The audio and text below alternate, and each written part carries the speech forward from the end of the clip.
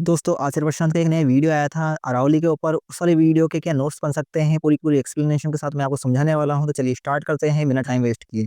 तो supreme court और अरावली का जो चक्कर चल रहा है उसके ऊपर सबसे पहले बात करेंगे। तो 100 मीटर का जो नियम है, आचार्य जी बताते हैं कि सुप्रीम कोर्ट के हालिया रुख के अनुसार यदि किसी पहाड़ी की ऊँचाई 100 मीटर से कम है, तो उसे अरावली का हिस्सा नहीं माना जाएगा। इसका मतलब ये है कि अरावली का जो लगभग 90% जो हिस्सा है वो अब खनन यानी कि माइनिंग और निर्माण कार्यों के लिए खुल गया है।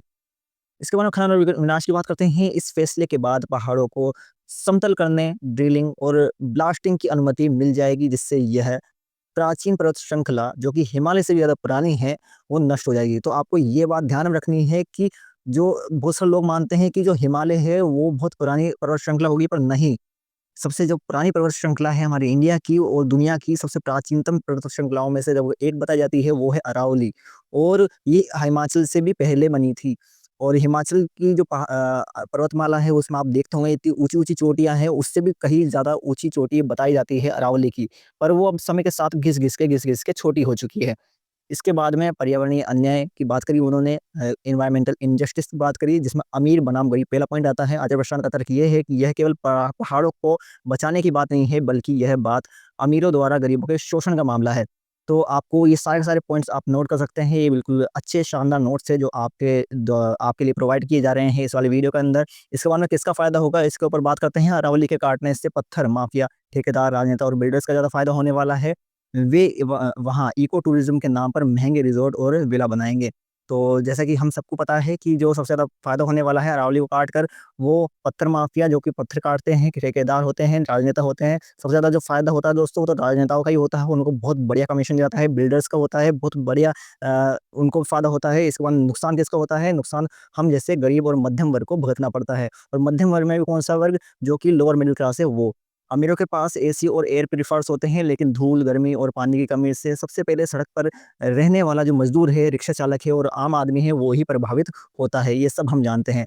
आचार्य प्रशांत जी ने उसके बाद में अरावली के भौतिक और पर्यावरणीय लाभ की बात करी है, जैसे कि रेगिस्तान को रोकना हो गया। अरावली के जो पहाड़ होते हैं, वो पश्चिमी राजस्थान से आने वाली गर्म हवाओं को और धूल को दिल्ली एनसीआर की तरफ आने से रोकते हैं।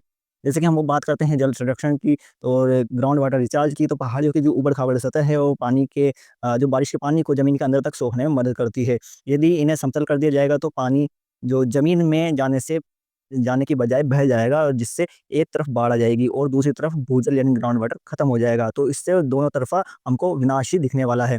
इसके बाद में तापमान नियंत्रण की बात करते हैं। अरावली जो रात में अपनी गर्मी अंतरिक्ष में वापस छोड़ देती है, जिससे आसपास के क्षेत्र में ठंडक बनी रहती है। कंक्रीट के निर्माण से यह प्राकृतिक कूलिंग सिस्टम खत्म हो जाएगा। तो आपको पता ही है कि प्राकृतिक कूलिंग सिस्टम होता है पहाड़ों में। और आपको पता ही होगा ये अरावली की जो पहाड़ियाँ, वो तो बिल्कुल हरी-भरी है। व्यक्तिगत ग्लानि गिल्ट बनाम साहसपूर्ण कर्म। तो चौथा पॉइंट हमारा ये आता है, जिसमें एक व्यक्ति होता है, ठीक है? वो आचार्य प्रशंसा से बात करता है और अपनी गिल्ट बताता है कि सर मुझे गिल्ट हो रहा है।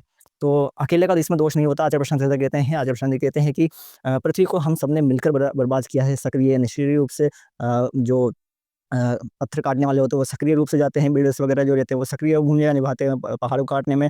और हम हैं जो उनको भगवान बना बना लेते हैं, और ऐसा करके हम उनका निष्क्रिय रूप से उनका समर्थन करते हैं। इसलिए जो अकेले बैठकर गिल्टी महसूस करने का कोई भी फ़ायदा नहीं है। डरपोक मत बनिए, सबसे पहली सलाह यही दी जाती है। वे मध्यम वर्ग की आलोचना करते हुए कहते हैं कि लोग अपनी इज़्ज़त बचाने के चक्कर में सच बोलने से डरते हैं कि मेरी इज़्ज़त खराब हो जाएगी लोगों के सामने। तो जो लोग हैं वो आध्यात्मिक लाभ तो लेते हैं, लेकिन समाज में चेतना फैलाने के लिए सामने नहीं आते हैं। संख्या बल बढ़ाने की बहुत ज़्यादा आवश्यकता है, क्योंकि इस समस्या का जो समाधान है, वो तकनीक, खोज या पॉलिसी से नहीं, बल्कि इंसान की जागृति में ही आएगा। जब एक आम आदमी नहीं जागेगा, जब तक जो आम आदमी होता है वो नहीं जागेगा, संख्या बल नहीं बढ़ेगा, तब तक विनाश को नहीं रोका जा सकता। इसके बाद में हम निष्कर्ष की बात करते हैं, और जो अंतिम संदेश है वो आचार्य प्रशांत जी ने क्या दिए हैं कि जो समय है वो आँसू बहाने का नहीं है, बल्कि लड़ने का है। वह आह्वान करते हैं कि अपनी सुख सुविधाओं और नकली इज़्ज़त को त्याग कर सत्य और प्रकृति के लिए आवाज़ उठाइए। यदि हम आज चुप रहे, तो आने वाली पीढ़ियों के पास में कुछ नहीं बचेगा। तो आपको ये पूरे-पूरे नोट्स कैसे लगे, और ये मेरा समझाने का तरीका आपको कैसा लगा, कमेंट सेक्शन में लिख के ज़रूर बताइएगा। मुलाकात है आपसे अगली वीडियो में, तब तक goodbye and take care.